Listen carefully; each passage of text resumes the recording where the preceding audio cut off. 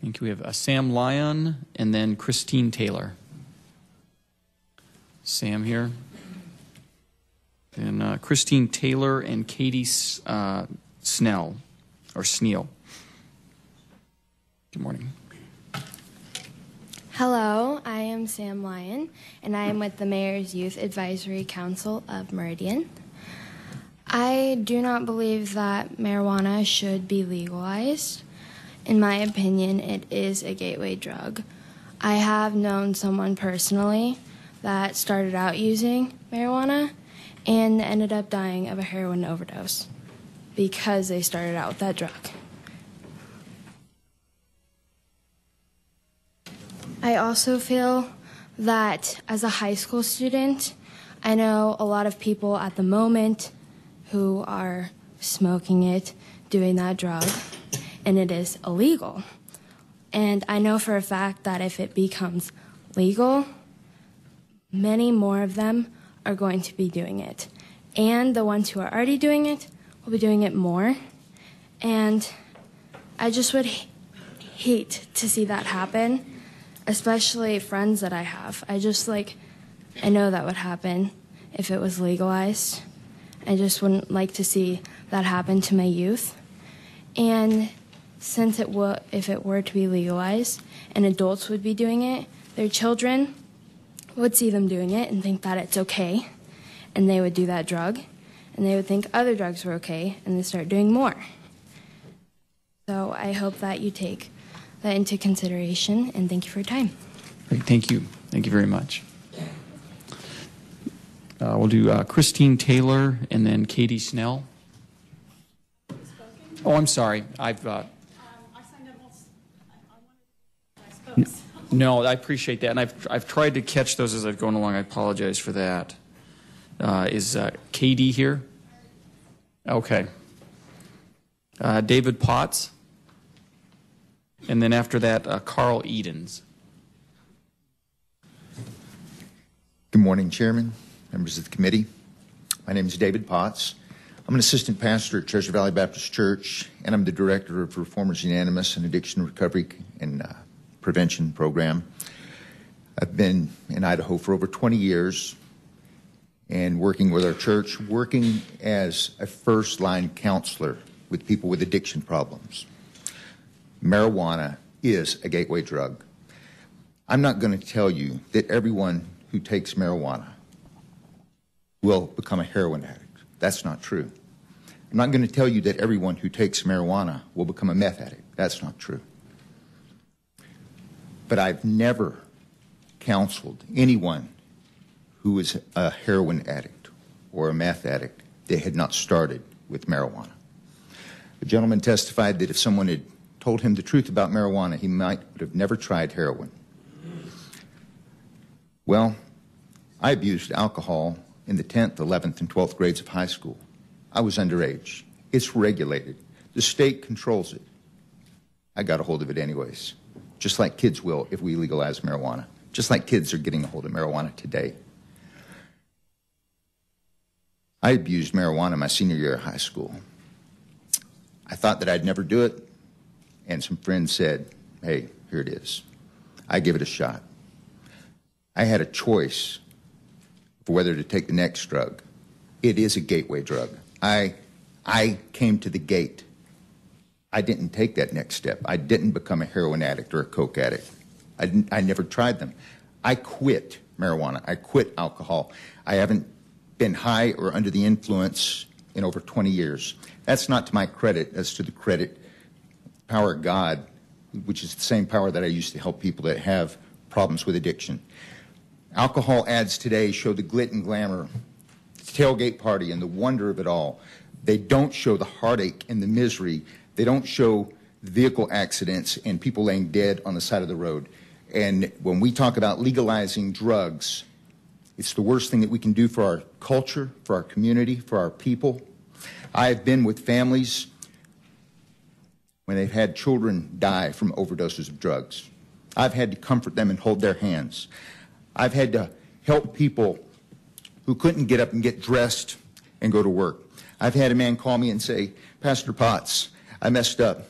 I went out and got high on meth again. It just started with a little bit of marijuana, and then somebody had some meth, and now I've lost my job, and I've had to help that man through that situation. This is not just a statistical argument. Someone said 98% of statistics are made up on the spot. I can tell you this, personal, firsthand use. It's bad for our community. Please support these measures, go beyond what the federal government's doing, and protect Idahoans. I'd like to conclude with one story. A couple of years ago, 1st of January, 4:20 in the afternoon, there was a rally downtown Boise in support of legalized marijuana. Being a member of the Mayor's Anti-Drug Coalition in Meridian, I had heard about it, and I contacted some of the men in our church, and we went down to have a counter-protest. So people were down there protesting legalized marijuana for medical use, and TV cameras came out and they interviewed people, and some of them tried to engage us because we're so close-minded.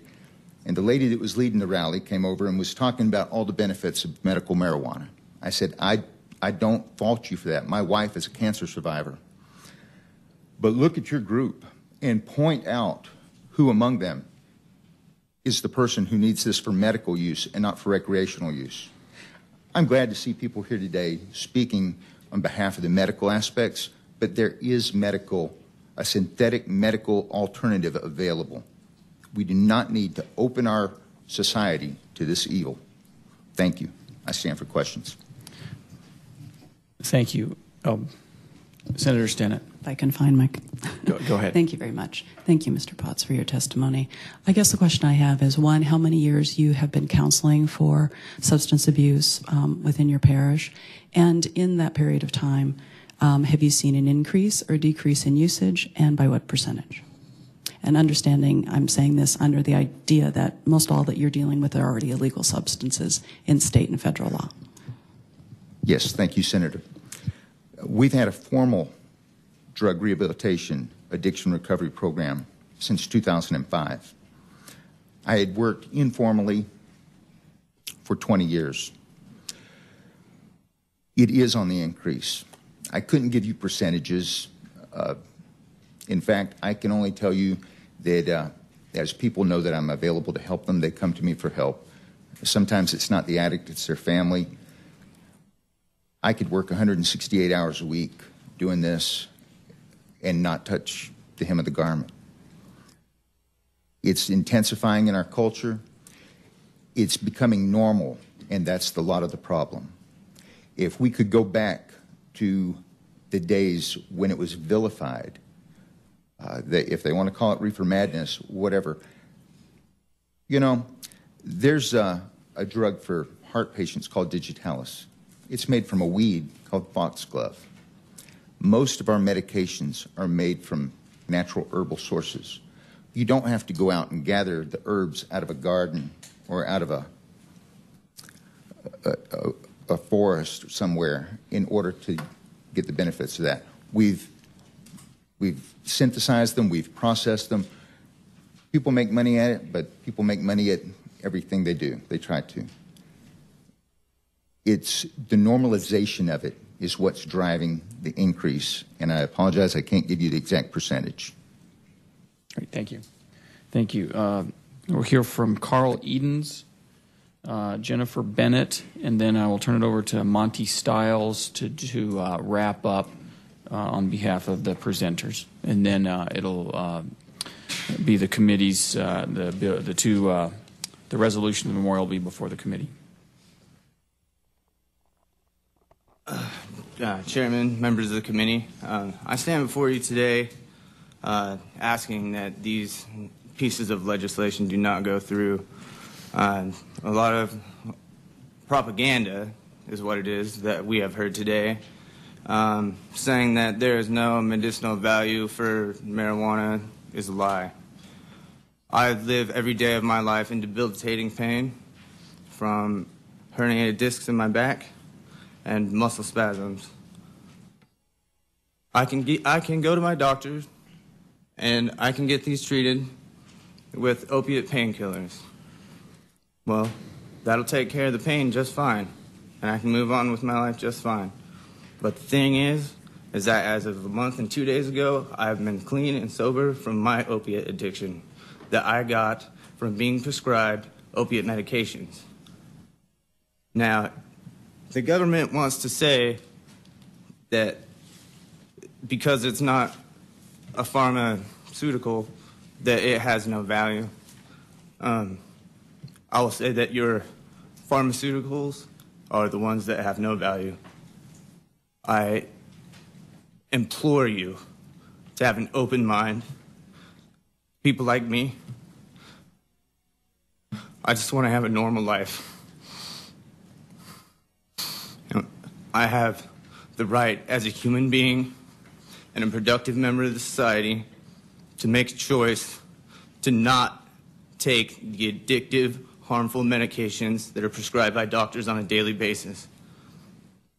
Last year, pharmaceuticals killed more people than heroin, methamphetamine, and cocaine combined. You cannot tell me that there's nothing wrong with that. Marijuana has killed no one. There's not one report of a marijuana overdose ever. You can say there is, and I'll tell you it's a lie. When they did the study on the monkeys to do the 800 joints and kill you, 600 joints, they put a gas mask on those monkeys and they forced them to inhale all of those joints at the same time.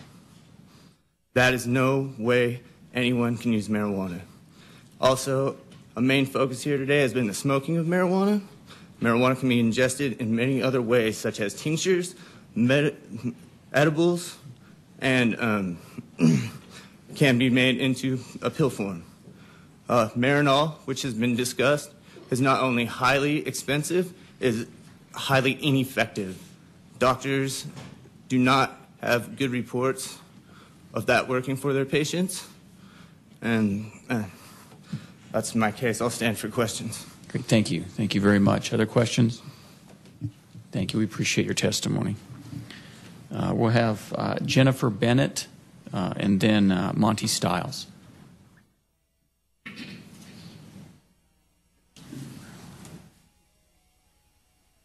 Yeah. Carl Williams. Hello. I want to thank each and every one of you for having this conversation. It is due time to have this conversation in Idaho, and I thank you for starting it, even if it is on the opposite side that I am standing before you to present. My name is Jennifer Bennett. I am also known as Sarah Frank. I am the founding director of Moms for Marijuana International. I've never spoken in front of a council before, so please bear with me if I am incorrect in my procedures and calling you. I'll call you each ma'am and sir. And I am a mom. I'm a mother of two. I'm 30 years old. When I was 19 and pregnant with my youngest son, I started having extreme pain. And I went to the hospital. And they gave me Demerol and Percocet and Darvocet, despite my newborn child growing inside of me. And I trusted these doctors. And as the years went by and the pain didn't go away, they continued to prescribe me these drugs. And I raised my child under the influence of prescription narcotics. I ended up in my bed, 250 pounds, never leaving it.